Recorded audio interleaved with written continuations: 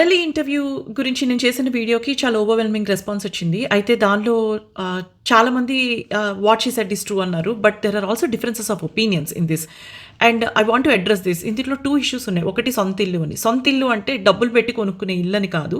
But మీ అంతట మీరు అద్దె కట్టుకునో లేదంటే హాస్టల్‌లో ఉండో మీ అంతట మీరు మిమ్మల్ని సపోర్ట్ చేసుకోగలిగే షెల్టర్ అని అర్థం. అంతేగాని ఇల్లు కొనుక్కోమని కాదు. ఈ రోజుల్లో ఉన్న ప్రైసెస్‌కి మీరు 50 ఏళ్ళు వర్క్ చేసినా కూడా ఇల్లు కొనుక్కోలేరు. And that's not the issue here. The second thing that very surprisingly people are saying is that మ్యారేజ్‌లో తేడాలు వస్తే వెళ్ళిపోతారా అని చెప్పి. ఇక్కడ తేడాలు కాదు, అబ్యూస్‌కి తేడాలకి చాలా తేడా ఉంది. తేడాలు అంటే భార్యాభర్తల మధ్యలో ఆర్గ్యుమెంట్స్ అవుతాయి, నచ్చవు. అండ్ ఒకసారి పెళ్ళయ్యాక it's not just wife and husband, families వస్తారు, కిడ్స్ వస్తారు, హెల్త్ ఇష్యూస్ వస్తాయి, ఫైనాన్సెస్ వస్తాయి, కెరియర్ ఇష్యూ వస్తుంది. ఇట్లా చాలా కాంపనెంట్స్ ఉంటాయి. ఉన్నప్పుడు ఏంటి అంటే భార్యాభర్తల మధ్యలో ఆర్గ్యుమెంట్స్ జరగడం చాలా సహజం. ఇద్దరు ఫ్రెండ్సే సరిగ్గా ఉండలేరు, పేరెంట్స్ కిడ్సే సరిగ్గా ఉండలేరు, సిబ్లింగ్సే ఉండలేరు, ఇంకా బయట నుంచి వచ్చిన స్పౌజెస్ ఎంత చెప్పండి. So it's very common.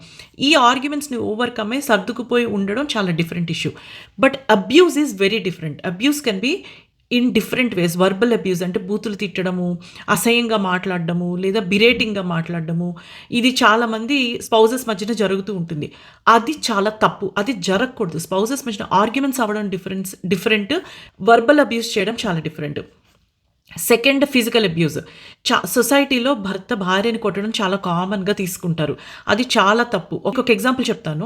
ఒక మ్యారేజ్లో భార్య బయటకు వచ్చేసింది భర్త కొడుతున్నాడు అని చెప్పి. ఆ భర్త ఏమన్నాడు తెలుసా, 5 ఏళ్లలో నేను 7 సార్లు కొట్టాను, దానికే ఇంత ఫీల్ అవ్వాలని.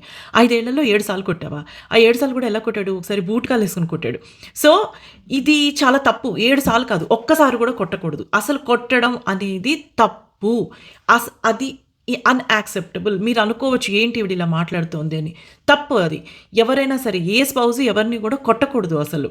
You are grown up adults. So this is not acceptable.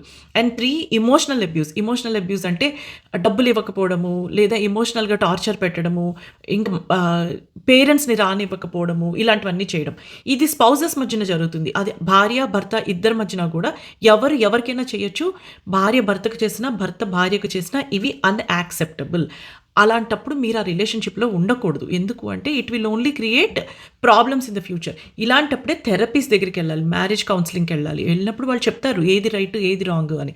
And then you go for a smooth functioning of the marriage. లేదు అంటే ఇలానే ప్రాబ్లమ్స్ వస్తాయి. అందుకని మీరు ఇష్యూగా తీసుకోవడం నేర్చుకోండి. అంతే తప్ప మీరు ఓవరాల్గా ఒక అంబ్రెల్లా స్పెక్ట్రంలో తీసుకొని మాట్లాడితే కనుక అక్కడ ఇలాంటి ప్రాబ్లమ్స్, ఇలాంటి మిస్అండర్స్టాండింగ్సే వస్తాయి. ఎస్పెషల్లీ ఇలాంటి videos through and messages through. నమస్తే.